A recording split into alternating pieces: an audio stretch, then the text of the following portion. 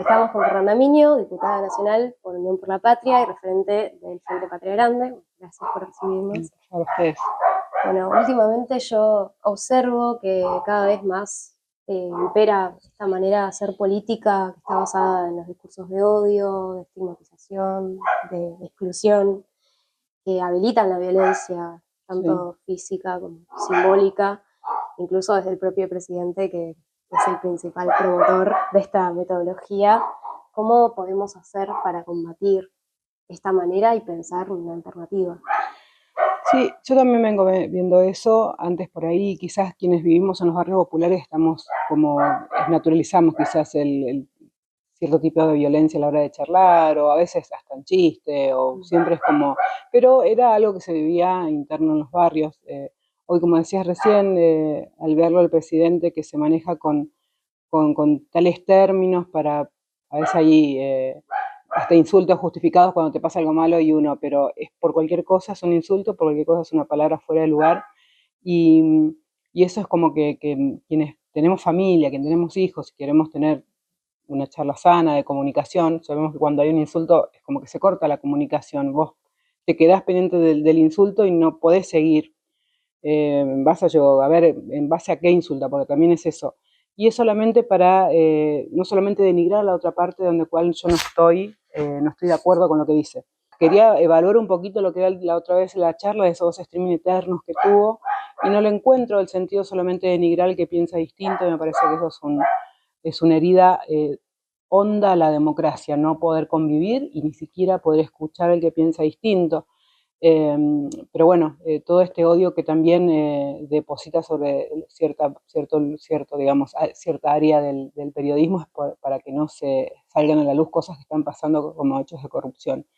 Me parece que todo eso está bueno poder tenerlo en claro y que no sea un modismo y que todo el mundo se ha corrido a la derecha, por eso hay un discurso de odio a cierto sector, a la izquierda, a ciertos sectores de organizaciones sociales. Me parece que es una forma de denigrar al que piensa distinto o al diferente, y esto hace aún más hondo la estigmatización que tienen para con la gente pobre, los barrios pobres, quienes por ahí tienen otra forma de abocarse a la política. Me parece que ahí hay un no querer aceptar que otros también pueden aportar a una síntesis de alguna cosa en particular, solamente denigrarlo porque piensa distinto o es diferente. Bueno, hiciste de tu casa un centro cultural comunitario con una biblioteca popular para los vecinos, las infancias del barrio, en un momento donde, bueno, está este discurso de que nadie eh, puede convivir con el otro, de que hay que salvarse solo. Y te quería preguntar qué aprendizajes surgen de esta experiencia, ese encuentro, donde, no sé, construiste un espacio de encuentro. Quienes vivimos en los sectores más empobrecidos de esta patria, nunca tenemos como opción cortarnos solos, porque no podemos. Entonces, creo que todas estas iniciativas, que no es la única en el barrio, hay varias, lo hicimos hace mucho tiempo en el patio de nuestra casa, ahora tenemos un espacio a través del trabajo de la CISU, mancomunada con la comunidad, un espacio que no solamente atiende a las infancias y a las niñeces, sino también a las personas que tienen la posibilidad de recuperarse de las adicciones, y hay olla populares, y ahí hay un pañol, un lugar donde guardan las herramientas las cooperativas que todavía tienen trabajo en el barrio. Y me parece que es eso, ¿no? El saber que solo no basta, porque nunca se puede solo. Acá y en muchos barrios populares me tocó escuchar muchas historias a lo largo de este tiempo en gestión, y ahora como diputada, lo importante que es llevarse bien con los vecinos, para quizás levantar desde un poste de luz hasta hacer un pasillo porque se llena de barro y no puede salir. Yo tengo plagada mi infancia de esas historias de mis propios padres que vinieron de las provincias y pudieron hacer comunidad con otros y otras para sacar un barrio pobre adelante, porque salvo en este último tiempo que en conjunto con muchas organizaciones, con la iglesia, con distintas entidades de la sociedad civil, pudimos llevar adelante, además con gobiernos municipales y provinciales, lo que fue el trabajo de la CISU. Nunca antes hubo un área específica del Estado que atienda exclusivamente la integración de los barrios populares. Sabemos que eso nació a través de un relevamiento, que tuvimos que tener esa cantidad y esa cantidad y cualidad de cada uno de los barrios para poder empezar a crear política pública, y eso fue quizás lo que distinguió nuestro paso por el Estado Nacional, el haber tenido primero conciencia de quiénes, dónde estaban, y después empezar a crear políticas públicas y llevarlas con total eficacia a los territorios. Sí, justamente sobre el tema de la Secretaría de Integración Sociourbana te quería preguntar, porque bueno, desde Nación hubo un desfinanciamiento muy grande, la degradaron a su secretaría primero, y bueno, fue un lugar desde donde vos fuiste con tus compañeros a hacer un trabajo de transformación de la vida de mucha gente dentro de los barrios populares, cambiar las condiciones de vida para que mejoraran. El programa Mi Pieza me parece increíble, esta idea de partir de la realidad de que hay muchas familias que viven hacinadas en un solo lugar y dar la posibilidad de dignificar esa vida y de que puedan construir y amplificar la vivienda. Te quería preguntar cómo ves vos el impacto de ese cierre nacional y de ese abandono a un programa que le ofreció una oportunidad de mejora muy grande. Como te decía recién, fue una de las áreas que fue creada exclusivamente para la integración de barrios populares, y usamos la palabra integración y no urbanización, pues es un término que nosotros lo adoptamos de los curas villeros, de los curas de Opción por los Pobres, que hablaban de integración y no de urbanización, que no era simplemente el poner casitas y nada más, sino que era tener en cuenta la idiosincrasia de un barrio, la cultura, los años, y también creo que lo que fue lo más importante es crear mesas de participación donde entre todos veían por dónde empezar a integrar el barrio, ¿no? Cuáles eran las prioridades. Nosotros lo vivimos eso con mucha tristeza, con mucha impotencia en muchos de los casos, porque más que herramientas de poder, no sé, de hacer un amparo para que ese fideicomiso que todavía existe, sí, que todavía tiene muchísimo dinero, y ahí no hay excusa de que no hay plata, porque nosotros dejamos mucha cantidad de dinero, y ese dinero, como se aumentó el impuesto país a fines del 23, nosotros dejamos a principios del 23 la gestión, ese dinero se multiplicó porque había aumentado ese impuesto.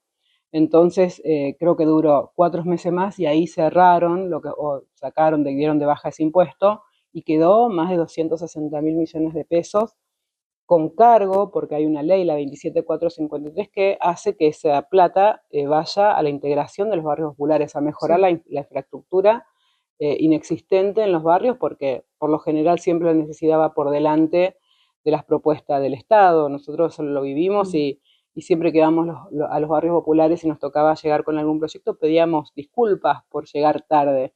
Me parece que también como trabajadores del Estado en ese momento, el poder llegar con obras concretas, poder llegar con obras directamente a quienes la iban a transformar y trabajar con cooperativas mancomunadamente, hizo que en muy poco tiempo lleguemos a más de 1.800 barrios populares, con el programa de Mi Pieza llegar a más de 250.000 mujeres, con 8 sorteos, con el subsidio que llegaba, que lo monitoreábamos a través de una aplicación de teléfono, y que teníamos la certeza que llegaba porque lo hacíamos a través del ANSES, de sus cuentas que ya tenían por UH o porque había quedado alguna cuenta después de lo que fue la pandemia. Sí. Entonces eso fue importante, que nosotros tenían que haberlo seguido. Digo, nosotros dejamos números totalmente como superioritarios, digamos, no teníamos la capacidad y capilaridad para llegar a todos los lugares del país, con equipos formados, equipos territoriales, con profesionales de primer nivel, y sin embargo, así todo, cubrieron con un manto de sospecha y corrupción esa obra que se había hecho en tantas provincias, con tantos barrios populares. Bueno, obviamente encabezaba yo ese proceso, y por eso también me caía el mote de todo, pero creo que no solamente han venido acá y han allanado mi casa, hacían operaciones y cosas que no eran ciertas, no solamente para desprestigiar lo que fue la política, sino para disciplinar y para que no se vuelva a hacer, porque imagínate que ahora ni siquiera obra pública, imagínate, obra pública y en barrios populares. Nosotros nos animamos a eso, y creo que todo el desprestigio y la estigmatización que se ha volcado sobre nuestra gestión no da más, resultado de que no lo vuelvan a hacer más, o no sé, o sen sacarla Sí. a los que más tienen para compartirlo un poquito y los que menos tienen puedan tener la posibilidad de tener un piso mínimo de dignidad, que son los servicios básicos. Le digo, este barrio por donde el que entraban ustedes, digo, no tenía cloacas, no tenía conexiones seguras de electricidad y sin embargo con las cooperativas que trabajaron acá y con el financiamiento de las ISO se pudo lograr como en más de 1800 barrios, como te decía. Pero bueno, eso fue una experiencia que fue bendita para nosotros y todavía existe la SISU, degradada, como decías vos, hoy es a subsecretaría, sin financiamiento, amenazan todo el tiempo de echar a los pocos empleados que quedaron, pero tenemos la esperanza de que eso en algún momento puedan devolverle a la SISU sus recursos, porque lo tienen cautivos, los tienen secuestrados a los recursos, quién sabe para qué cosa, porque no lo están usando para lo que se creó, pero para que hoy, como vemos los barrios tan atacados no solamente por el narcotráfico, sino la falta de trabajo, la pobreza estructural, barrios que han quedado con obras a la mitad y se han deteriorado en este último tiempo, obras que fueron firmadas y no fueron concluidas, y también mujeres que habían salido sorteadas y no llegaron a hacer ni siquiera el primer depósito. Bueno, hay plata para cumplir con esas responsabilidades, con todo ese compromiso que se había asumido y sin embargo definitivamente es una decisión del presidente y de Caputo de no hacerlo. Sí. Sí, también, bueno, pensando en esto que vos mencionás del disciplinamiento, como tratar de evitar que se propague Sí. una corriente de militancia, de participación política. Entiendo que, bueno, estamos con un momento bastante crítico de representación y donde hay muchos funcionarios públicos que están muy alejados de las experiencias y de la realidad del pueblo. ¿Cómo podemos pensar amplificar y ampliar la participación política de los sectores populares, empoderar a aquellos que están abandonados y que pretenden someter a las peores condiciones de vida? Sinceramente yo comparto que hay una crisis de representatividad, pero no porque no quieren ingresar a la política. Creo que hay una casta que existe en todos los partidos políticos. No es preponderancia de un partido, sino que de una clase política que cree que solamente son los iluminados que pueden hacer política. Yo creo que en esto Juan Grabois fue hizo el puntapié para que nosotros, quienes vivíamos en barrios populares y vivimos estas experiencias de discriminación, de falta de derechos y estigmatizados por la sociedad, podamos salir no solamente a decir lo que pensábamos, creo que las organizaciones sociales han hecho mucho por eso, pero no, Juan creo que hace un paso más, dice, quienes sufren en primera persona esto, tienen que ir enfrente de esos procesos y encabezarlos. Y no es porque se le ocurrió, digo, es algo que lo plantea el Papa Francisco y lo plantea en cada una de sus encíclicas y no lo planteaba, lo sigue planteando. Yo creo que el Papa Francisco ha dejado un legado en eso, que nosotros somos resultado de ese legado. No solamente porque no creemos que las cosas se tienen que hacer solas y que lo tienen que hacer el resto, sino que tenemos que ser protagonistas, sí tenemos que participar en política, que es una de las más altas en caridad, porque buscan el bien común y porque todos tenemos derecho a participar, y no solamente una parte, porque sabemos que eso se va degradando en el camino, porque se van acostumbrando al poder, se van acostumbrando a sus privilegios, y van tomando a la política como algo meritocrático o algo que tiene que ver con un crecimiento personal y no con un bien colectivo por lo cual fue creado, ¿no? Entonces todas las herramientas democráticas se van degradando cuando no hay un convencimiento de que esas herramientas y ese poder momentáneo que tenés por ese tiempo y los recursos tienen que ser para mejorar, en mi caso porque vengo de este lugar y porque me tocó gestionar desde este lugar a los que menos tienen, pero después para que sea una patria digna donde todos tengamos la oportunidad mínima de tener un pedacito de tierra para vivir, de tener cómo construir nuestra casa, tener un crédito y poder llegar antes que una familia en la desesperación tenga que ocupar un espacio porque no hay posibilidades en su propio país de salir adelante ni de poder tener un pedacito de tierra. Sí, bueno, de la mano con esta experiencia de participación, ¿cómo fue en tu caso ¿Cómo fue que decidiste dar ese salto a una política por ahí más tradicional, partidaria, de gestión? Y si hay alguna situación o algo que ocurrió en ese camino que estaba por fuera de tus expectativas y que te sorprendió o que nunca te habrías imaginado que iba a suceder. No, a ver, yo siempre fui militante, primero católico, soy catequista, entonces Ujú, había un camino que ya me lo habían medio mostrado quienes fueron pastores de esta parroquia, digamos, quienes fueron pastores de esta comunidad. Nosotros teníamos de vecinos a nuestros curas, el sacerdote que nos casó con mi esposo y después al padre Jorge García Cuerva, primero Aníbal Filipine y Jorge García Cuerva, que hoy es arzobispo de la ciudad de Buenos Aires.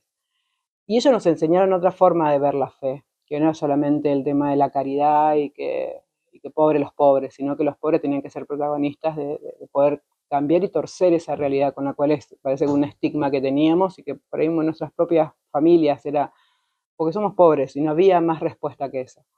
Y la educación hizo la otra parte también, digo, que la fe y la educación en mi caso me abrió un panorama que por eso si nosotros desde acá tenemos que apuntar a la educación, porque más allá de que puede tener 1500 cosas que no están bien hoy, te abre panorama, te abre forma de cuestionamiento, te abre un razonamiento que si no lo tenés no caes en eso. Por eso es muy fácil llevarse puesto a las familias en los barrios populares cuando no hay formación educativa. En mi caso yo lo hice ya de grande, entonces fui cayendo en eso y las cosas se fueron presentando y las fui tomando. La política apareció también en un momento que hubo una inundación muy grande en el 2013, entonces acá vamos aprovechando eso que había pasado en nuestra provincia, en la Cava siempre, en la Cava donde yo vivía hasta los 21 años, se inundaba siempre, entonces no puede ser en un municipio tan rico que se inunden los barrios, que son pocos, que podrían hacer un montón, que no tendría que tener barrios populares ni villa de emergencia. Y bueno, yo iba levantando como esa bandera, hicimos una marcha, entonces estaba como muy expuesta. Y a veces la política va detectando eso, ¿no? Y en mi caso fue así, me invitaron a participar en política en el 2017 y acepté, dije, bueno, a ver de qué se trata, los lugares hay que ocuparlos, me decían los compañeros, ujú. que me veían bien ahí, pero yo iba con esa intención, ¿no? De la política para transformar primero mi barrio, que era lo que en ese momento me preocupó un montón, yo ya tenía mi primera hija, dos de mis hijas, y, y era no solamente yo está bien, tiene su casa, están calentitas, tienen, no sé, el espacio social, tiene una familia ordenada, pero todo el barrio les faltaban un montón de cosas. Entonces tenía esa herramienta, la representación en su momento y la oportunidad que me había dado en su momento el Partido Justicialista. Y después, bueno, como muchas de las políticas elitistas quizás no valoran que uno tiene una agenda propia que tiene que ver con los sectores populares, que tiene que ver con el peronismo. Y bueno, nos gustó en su momento que tuviera iniciativas para hacer cosas y ahí es donde me convida de la política Juan Grabois. Eh, y ahí me dice, bueno, tenés que venir acá y acá vamos a empezar a ver, tenés que, fíjate si podés ser diputada provincial o, bueno, en tu ni me Sí, direte, fuiste entre los enojos, candidata claro, a intendente a también. intendenta. Como no había salido en su momento y yo medio que tenías que despegar esa imagen desde acá, fui candidata con muy buenos números, no llegamos a pasar las primarias, pero sí se empezó a pensar en la posibilidad de, cuando estaba el gobierno con números para hacer gobierno, en el 2019, de encabezar ese proceso de la SISU, que ya estaba existiendo en el 2018, pero no con el impulso que le dimos cuando llegamos y con los recursos que se creó también en el gobierno de Alberto y de Cristina, con el aporte solidario extraordinario de las grandes fortunas. Sí, también recuerdo que en una entrevista vos mencionabas que quizás las personas que estaban a cargo de la SISU no eran personas que vivían Sí, la realidad concreta, material de los barrios populares. Entonces es muy difícil por ahí pensar una política si uno no conoce sí, desde dónde primero vas a apuntar a destinar esa sí. política y al mismo tiempo, bueno, ¿cuáles son las necesidades más concretas? ¿Cuáles? Y las Eh, urgencias, porque necesidad hay un montón. Pero yo digo, a ver, ¿se necesita un espacio de más auxilios, una salita? ¿Se necesita una escuela? Sí. ¿Se necesita un polideportivo? Sí. ¿Se necesita agua? Sí. Es más importante el agua. claro.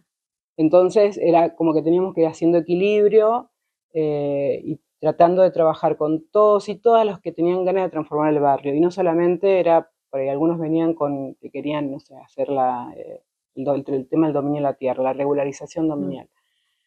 Y para nosotros que vivimos en barrio popular, sabemos que acá, dentro de todo, no nos pueden venir a erradicar y sacarnos porque es un escándalo y es re difícil. Y acá se tenía que priorizar los servicios básicos. Y creo que en todos lados. Pero en algunos lugares donde había peligro de desalojo, quizás era una herramienta. Pero nosotros teníamos que ir a evaluar si eso era real, porque a veces era más un impedimento o un requerimiento del gobierno, el tema de la regularización dominial, porque eso se paga, que las familias vivan mejor. Entonces, para eso tenés que tener mínimo un recorrido, mínimo saber y mínimo tener un contacto cotidiano relativamente con quienes habitan ese lugar.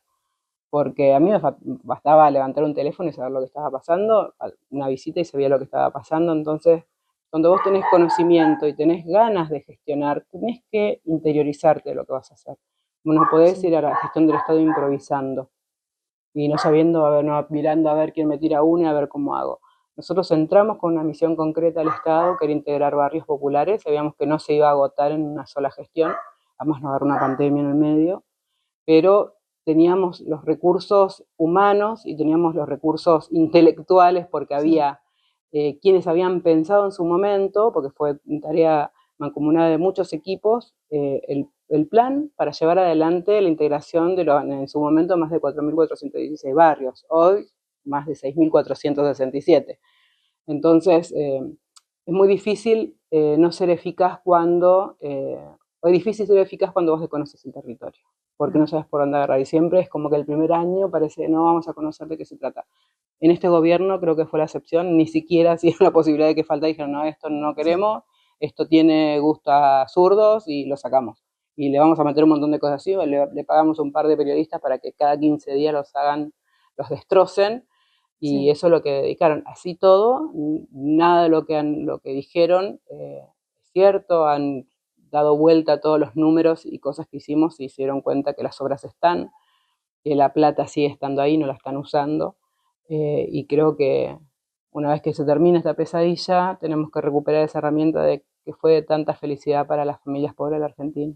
Sí, además nadie le va a poder negar la realidad a una persona que fue beneficiaria de esos proyectos, de esos planes y que lo vive en carne propia. Eso nunca un relato podría estar por encima de esa realidad concreta y material. Sí, muchas de las familias pensaban que todo el trabajo de las hizo uno se iba a ir. Yo creo que pensaron algo parecido a la UH, que no se los podía sacar nadie. Y era una política tan nueva y después fue tan defenestrada por este gobierno que fácilmente no hubo, no digo que no hubo resistencia por las familias, las han golpeado de tantos lugares que no saben ni qué defender, si defender el tema del aumento de sueldos, el tema de la falta de trabajo, el transporte, la nafta, les han pegado por todos lados que esto es algo más, digo, como las familias en su momento dicen, bueno, sí somos pobres, casi que eso no era un derecho, era algo que lo hacían porque eran buenos. Entonces, yo creo que todavía nos falta militar mucho el tema de la integración social urbana de los barrios, que es un derecho, que se merecen tener servicios, que pueden tener la oportunidad como otras familias de tener los servicios y pagarlos. No nos han dejado avanzar y bueno, este gobierno vino a destruir todo eso. No han destruido del todo, pero bueno, todavía les falta un año y medio y uno no sabe con qué cosas nuevas van a salir. Sí, no sabemos bien qué esperar. Bueno, también en la realidad cotidiana de este momento, yo veo que hay como una acerbación del culto al lujo, a la ostentación, a un capitalismo totalmente desenfrenado que quiere generarnos el impulso a tratar de satisfacer Con cosas lo que constantemente, falta en otro lado, sí, sí. con cosas que quizás no tienen ningún contenido, ningún valor real, pero que están constantemente alrededor nuestro como imponiéndose. Y me pregunto para vos qué es lo sustancial, qué es lo que importa, dónde está eso que no tenemos que dejar que las ilusiones vacías nos impidan ver, nos impidan buscar. Yo siempre me cuestiono eso, yo tengo 4 hijas, que están en silencio. No, igual son grandes, tienen 22, 18 y 14 años, mellizas, 14. Eh, ¿Cómo ven ellas la política? Primero que tienen una buena visión, me ven a mí, qué sé yo. Después que eligen seguir estudiando. Ya podrían decirme, las dos más grandes, no queremos estudiar, queremos trabajar, queremos hacer nuestra vida, sin embargo, decidieron estudiar, una trabajo social, la otra derecho, en una universidad privada que está acá, pero bueno, como tiene consenso con el colegio donde iban, entonces ahí ellas se lo están pagando, de hecho tienen una beca, trabajan en el espacio sociocomunitario del barrio, con el apoyo escolar, sin imponerles nada, digo, solamente con una práctica que hemos tenido con su papá durante muchos años, cuando eran chicas.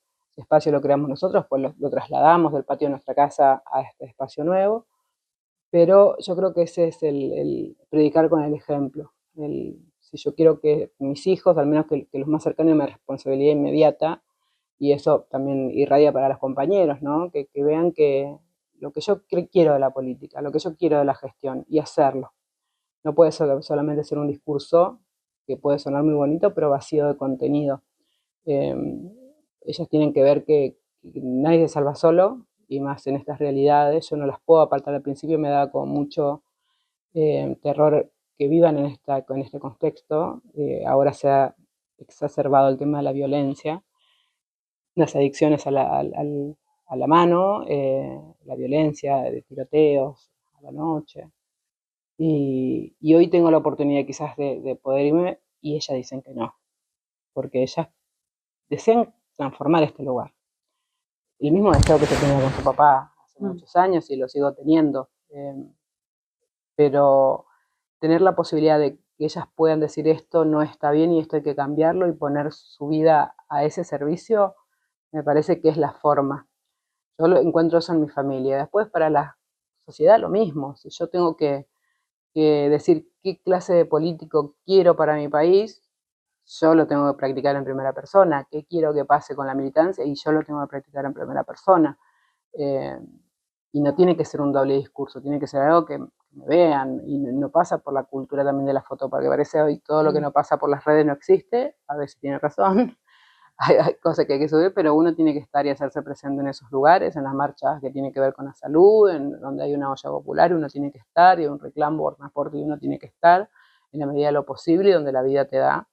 Pero tenemos que planificar eso, tenemos que saber en el mejor de los casos, nosotros tengamos injerencia en el próximo gobierno, saber qué cosas también queremos proponer, y por ahí tenemos una escucha activa del otro lado, y por ahí capaz dice, no, tenemos otro pensamiento, que es válido también. Si uno llega al poder, puede llegar con asumir los compromisos o no de lo que han asumido. Había dicho que iba a ser casi la mitad de lo que hizo, y lo está haciendo.